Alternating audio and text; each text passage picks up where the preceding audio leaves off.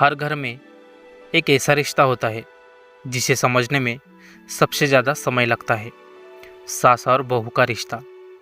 यह कहानी है श्रेया की, जो शादी के बाद अपनी सख्त और हमेशा टोकने वाली सासू माँ से परेशान रहती है। उसे लगता है कि उसकी सास उसे कभी अपना नहीं पाएंगी, लेकिन एक दिन एक पुरानी तस्वीर और कुछ कागज उसकी सोच बदल देते हैं। उस तस्वीर के पीछे छुपा होता है एक ऐसा सच जो यह सिखा देता है कि हर शक्ति के पीछे कोई कुर्बानी होती है और हर इंसान का एक टूटा हुआ सपना होता है। यह कहानी उन सभी के लिए है जो अपने घर के किसी रिश्ते को लेकर दुखी है, जो समझते हैं कि सामने वाला सिर्फ गलत है। वीडियो अंत तक ज़रूर देखें, शायद आपकी सोच भी बदल जाए। श्रेया को शादी के बाद यही लगता था कि भगवान ने सास के रूप में उसके हिस्से में एक सख्त परीक्षा लिख दी है। सुबह कितनी बजे उठना है, रसोई में नमक कितना होना चाहिए, मेहमान से कैसे बात करनी है, साड़ी कैसी पहननी है, हर चीज़ पर एक ही आवाज़ गूंजती थी, हमारे घर में ऐसे नहीं होता। श्रेया पढ़ी लिखी थी, आत्मनिर्भर थी और शादी से पहले एक प्राइवेट कंपनी में नौकरी करती थी। लेकिन शादी के बाद सास सुधा जी का फैसला था, बहू घर संभालेगी, नौकरी बाद में देखेंगे। बाद में कभी आया ही नहीं। सुधा जी का चेहरा हमेशा सख्त, आवाज़ में आदेश और नज़रों में जैसे हर वक्त कोई कमी ढूंढ रही हो। श्रेया लाख कोशिश करती, अच्छा खाना बनाए, घर चमकाए, हर बात में जी माजी बोले, फिर भी तारीफ नहीं, बस सुधार।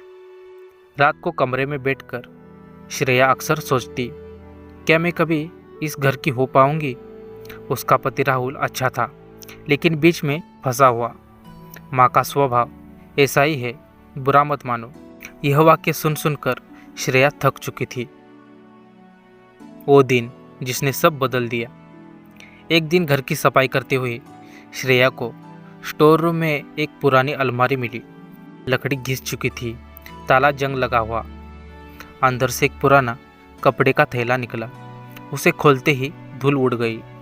उसी धूल के बीच एक चीज़ चमकी, एक पुरानी फीकी पड़ चुकी तस्वीर। तस्वीर में एक युवा लड़की थी, आंखों में आत्मविश्वास, चेहरे पर हल्की मुस्कान और हाथ में डिग्री सर्टिफिकेट। श्रेया चौंक गई। वो लड़की सुधा जी थी, लेकिन यह सुधा जी वैसे नहीं थी जैसी श्रेया उन्हें जानती थी। इस तस्वीर में एक सपना था, थैले में और कागज भी थे। श्रेया ने कांपते हाथों से एक कागज खोला। वो था नियुक्ति पत्र, अपॉइंटमेंट लेटर, पद असिस्टेंट इंजीनियर, स्थान भोपाल, तिथि 1999। श्रेया की सांस अटक गई। सुधा जी इंजीनियर? उसी थैले में एक और दस्तावेज था, इस्तीफे का पत्र, साल वही। पत्र के नीचे एक पंक्ति थी, परिवार की परिस्थिति के कारण मैं यह अवसर छोड़ रही हूँ।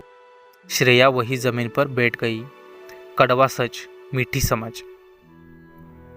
उसी शाम श्रेया ने हिम्मत जुटाकर सास से पूछा, माँ, ये आपकी तस्वीर और एक कागज। सुधा जी का चेहरा एक पल में सख्त से खाली हो गया, जैसे कोई बहुत पुराना दरवाज़ा खुल गया हो। काफ़ी देर चुप रहने के बाद उन्होंने कहा, तुमने देख लिया? फिर जो कहानी निकली उसने श्रेया की सोच हिला दी।